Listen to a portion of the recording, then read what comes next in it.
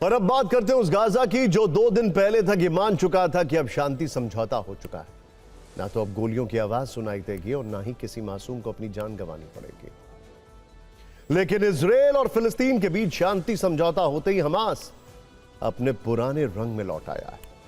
जिस गाजा में 2 दिन पहले शांति का जश्न मनाया जा रहा था, उसकी सड़कों को हमास के आतंकियों से एक बार फिर खून से लाल कर दिया गया।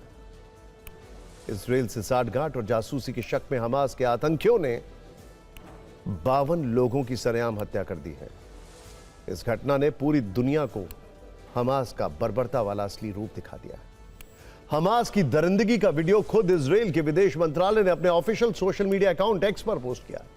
यह वीडियो इतना विभत्स है कि हम आपको दिखा नहीं सकते पूरी तरीके से, लेकिन इसके कुछ हिस्से आपको दिखाते हैं। ध्यान से देखिए, पहले यह तस्वीर देखिए।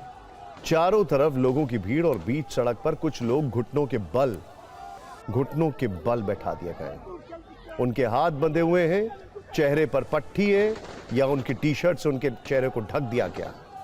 ये वो लोग हैं जिन्हें हमास ने जासूसी के शक में बंधक बनाया है। ध्यान से देखिए, हर एक बंधक के पीछे से हमास का एक आतंकी बंदूक ताने खड़ा नजर आ रहा है। इतना ही नहीं, हमास के कुछ आतंकी इस घटना का वीडियो बना रहे हैं। कुछ देर तक सभी बंदूकों को इसी हालत में बैठाए रखा गया और फिर उसके बाद उन पर ताबड़तोड़ गोलियों की बरसात कर दी। एक बार जरा फुल स्क्रीन पर दिखाइए इसको। यहां ध्यान से देखिए किस तरीके से इन पर गोलियां चलाई गई। गोली मारने वाला वीडियो दिल दिला देने वाला है, इसीलिए हम आपको वो हिस्सा ब्लर करके दिखा रहे हैं। ध्यान से देखिए अब आप जरा। ऐसा आपने कहां देखा है? सोचिए, याद करिए। ये हमास है, ये हमास है जिससे कहा है डोनाल्ड ट्रंप और नेतन्याहू ने कि वो डिसआर्म हो, यानी अपनी बंदूकें अब रख दे। हमास ने जिस तरह सरेआम गोलियां मारकर बंधकों की हत्या की, वो असल में आतंकी संगठन आईएसआईएस का तरीका है। आपको याद होगा 2015-16 में इराक में आईएसआईएस के आतंकियों ने इसी तरह हजारों लोगों की हत्याएं की थी। अब हमास भी उसी तर्ज पर खून खराबा कर रहा है। कत्लेआम की यह तस्वीर गाजा के किसी एक इलाके की है। खबर है कि इसी तरह अलग अलग इलाकों में हमास ने न जाने कितने लोगों की गोली मारकर हत्या कर दी है। इन लोगों को सिर्फ इसलिए मारा जा रहा है क्योंकि इन पर इजराइल की जासूसी करने का शक है, इजराइल के लिए जासूसी करने का शक है। और जिन लोगों को हमास के आतंकियों ने मारा है, वो भी हमास की तरह ही फिलिस्तीन की आज़ादी के लिए वजूद में आए विद्रोही गुट से जुड़े लोग थे।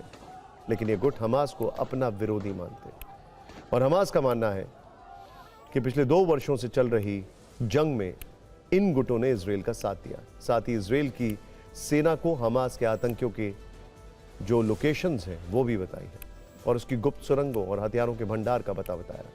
हमास को शक है कि उसके कई बड़े नेताओं की सीक्रेट लोकेशन भी इन्हीं लोगों से इजराइल की सेना को मिली है। लिहाजा अब शांति समझौता हुआ है तो हमास ने सबसे पहले अपने दुश्मनों को ठिकाने लगाने का प्लान बनाया। हालांकि हमास के दुश्मन अभी जिंदा हैं। गाजा में इस वक्त कई विद्रोही गुट एक्टिव हैं और हमास के खिलाफ मुहिम छेड़े हुए हैं। उन्हीं में से एक गुट ने धमकी दी है कि अगर हमास ने मासूम लोगों की हत्याएं बंद नहीं की तो उसे गंभीर परिणाम भुगतने होंगे। इस बीच गाजा शांति समझौते के मुख्य पात्र अमेरिकी राष्ट्रपति डोनाल्ड ट्रंप ने हमास पर एक बड़ी प्रतिक्रिया दी है।